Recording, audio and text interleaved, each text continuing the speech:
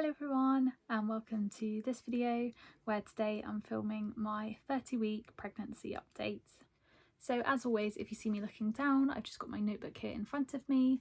I've got things to cover this week such as symptoms, contact with the diabetic team, baby academy class, and also some items that we've picked up for baby throughout the week. So starting off with symptoms, a few things that I've had reoccur this week are headaches. I've just had the odd headache here and there. I've also been getting cramp in my calf during the night. So as mentioned previously, I'll often wake up and then go to stretch very slightly, and then that will set me off into having a cramp. This varies. Sometimes I get it in my feet, sometimes I get it in my calves, but yeah, it's always in the middle of the night and it's really uncomfortable, as cramps are. I'm still finding that I'm feeling much warmer as well. This is in the day and during the night as well. During the night I'm able to manage this a little bit better than I was doing. I find that I just switch my radiator off that's near my bed now, and that seems to help. And then if it's a night where I'm feeling really hot, then I'll just keep the window open.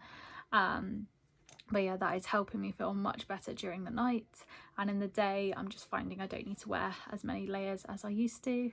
I'm still also finding that I'm getting up a lot during the night to go to the toilet. This started off being once a night, but sometimes this can be 2 to 3 times a night now. Even if I found I haven't had loads to drink before bed, I'm still having to get up. I think just where the baby sits on my bladder much more now, it just wakes me up, and I think, oh, probably should get up and just go to the toilet, as I know I'll probably sleep through a little bit better if I do. So that's been waking me up a little bit more often than normal. I have had a week where baby has been really active as well. I've been feeling movements all the time, and very chaotic movements sometimes as well. They are really fidgety, and every scan I go to they always say the same, or when they're trying to get the heartbeat at the midwife they say that they're very active, and that's been the same all throughout my pregnancy. I have also found that I've got a little numb patch on my stomach, so where I felt kind of soreness and stretching before, so if I'm looking down below my belly button and on my right hand side, that tends to be where the baby's back is sitting, and it's where it feels the most stretched, the most sensitive, but I've also found that little bits of that feel quite numb now as well, and I think that's just where the skin has stretched just so much, where the baby is pushing their back against it. This isn't necessarily a symptom, but I have noticed over the last week I've had 2 or 3 people say to me, oh, you mustn't have long left now. So obviously the stomach is looking much bigger, but yeah, I think they're often rather surprised when I tell them I'm only 30 weeks, I've still got another 10 weeks left to go. I often have people comment saying that my bump is really neat as well.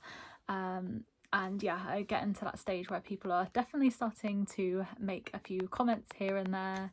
Not that I personally mind, but yeah, it's something that I've noticed. Something that I had right at the beginning of my pregnancy was feeling very tired. I was having to go to bed very early in the evenings. I was feeling very tired in the middle of the afternoon, and I have noticed that start to return again. I'm getting to about 2 o'clock in the afternoon and I'm feeling very much ready to go home from work, and become really sleepy as well. I tend to just push through that by the end of the day, but it's usually like an hour or 2 in the afternoon I'm just so exhausted, and most evenings this week as well I've got home and I've still felt really tired, so I've just been accepting that and going to bed a little bit earlier, which seems to be helping me throughout the day. I find if I try and push it too much and I'm just exhausted all the next day, so I'm just giving in to having a few early nights here and there, if possible, and yeah, just giving myself a bit more time to sleep and relax. Alongside that, I am feeling like I need to sit down and just be comfortable in my own space. Sometimes being out and about, I can just get so uncomfortable, my stomach's so uncomfortable in certain positions that I just want to be able to lie on my side and take the pressure off my stomach, or just sit down and relax on the sofa. I'm just still really uncomfortable, especially later on in the day.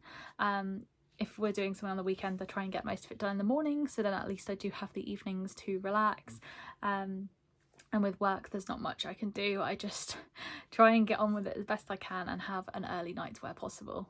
Another symptom I noticed over the weekend was a little bit of insomnia. So as I said, I'd had evenings where I was going to bed at like 8:30.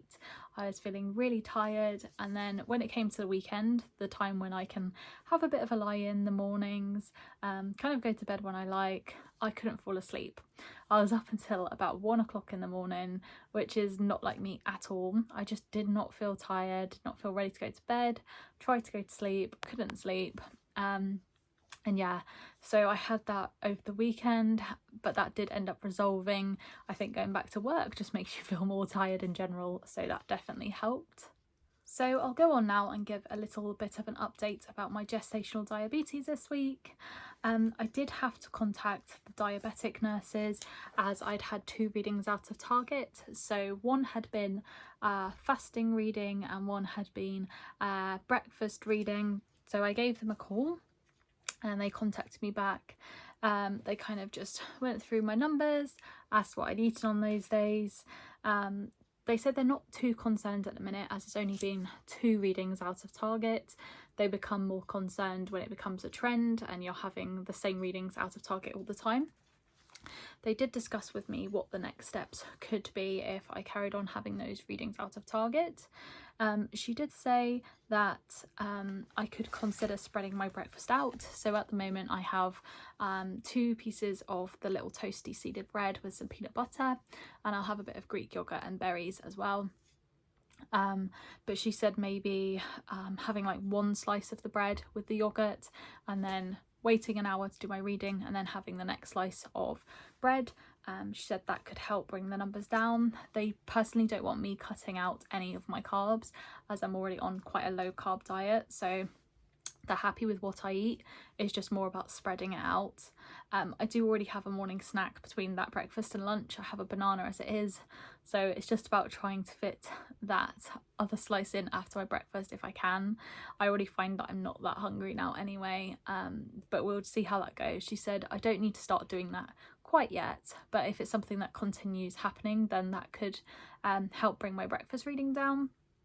And if I can continue having fasting readings, then obviously just to contact them as well and they'll discuss the next steps. I am on the max dose of metformin, so the next steps for me would be insulin, but they said they would talk more about that to me if it got to that point. So that's it for gestational diabetes updates for the week. Other than that, most of my other readings were okay, so nothing to worry about there. We did also do another baby academy class this weekend.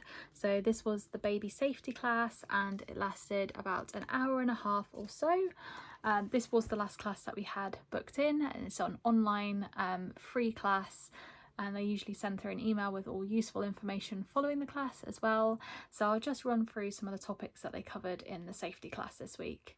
So I wasn't sure what topics they would actually cover this week, but they covered some really useful information. Obviously some of the other classes have been really great for first-time parents, but I have already had a baby before, so sometimes it was a bit of a refresher. But with the baby safety, I feel like that was something I really could have done with refreshing my mind upon. So it was really helpful to attend that class. So some of the things that they covered was safety around the home, such as corners of furniture, plug sockets, storing cleaning chemicals away, the baby being around pets and things like that. They then went and talked about high temperatures. So what is classed as a high temperature, what's classed as a fever, how you can check for temperatures, also who to contact and when. So that was really helpful.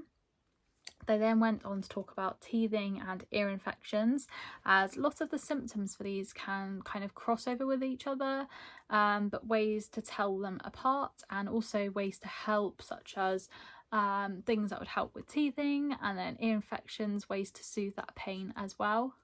They covered soothing baby's pain, so if the baby is having any problems, like they've got a cold or they have like an ear infection or anything like that, things that you can do to help baby, because they obviously can't communicate very well with you, what's the matter. So yeah, things like feeding the baby, also just like playing music and things like that can really help. They spoke about administering a medication and ways to do that, what's appropriate for when as well, and kind of when to contact a healthcare provider as well. They then covered allergic reactions and rashes. They showed lots of pictures of different types of rashes, what the rashes are from, again, what you can do to help, who you should contact and when. And the main thing is, if you're in any doubt, then just to see some professional and get some help and advice from them. And yeah, with allergic reactions, obviously that could be really serious too, so it's looking out for those symptoms that they described. And as I said, they always send out all the slides to you a few days after the class, so it's really useful to have that kept on your phone just in case you do ever need it. But it was a really good class, really informative, felt like it went really quickly. And as always, I really recommend doing the Baby Academy classes, as they're all free and really useful information if you are having a baby. So I thought I'd just talk through a couple of things that we've picked up for baby this week. So first of all, we did go to a car boot sale. We just had a look around, wasn't really expecting to get anything. However, there was one stall with lots of baby items that had some really good things. And we picked up a couple of items of baby clothing from them. And they did also have the Mamas and Papas snug floor seat with the activity tray. When I had my daughter, we had like a bumbo seat, and it was just like a floor seat with a tray, so I used to sometimes feed her down there on it, especially when they're not quite big enough for a high chair necessarily. It's good for that in-between age, and also just to sit them in to play with as well. These are usually quite expensive, and I've seen them on Marketplace on Facebook. I was keeping my eye on a few because it's not something that we desperately needed, but it would be something I would be happy to buy secondhand if I saw one that was in a good condition. And most of those were selling for maybe around £20 to £30 on there, but these people were asking 10, and it was in absolutely perfect condition, so we picked that up and I've taken it home. I've washed and disinfected it all, and it's come up absolutely like new, so I was really happy with that purchase. I then did also do a couple of orders of a few last minute baby items that we needed, such as some clothing. We needed some more vests and sleep suits. I wanted some vests to match under the colours of the sleep suits that we already had, and also we just needed a few more bits in like first size and newborn. That was where we was really lacking a few items, so just topped up on the bits that we needed for that. I also ordered some cellular blankets. I didn't particularly use these with my daughter, however I know that they're the best type of blanket to use, so we have picked up a few this time. And also I have been picking up a few packs of nappies here and there. Basically every time we go food shopping now, I tend to pick up a pack of nappies, just so we've got a few in and ready and stocked up. But that's it for the items that we picked up for baby this week. So that's it for updates. So I'll go ahead now and show you the bump update at 30 weeks pregnant. So this is the bump update at 30 weeks and 6 days. So that is everything for my 30-week pregnancy update. Thank you so much for watching, and I'll see you again next week. Goodbye.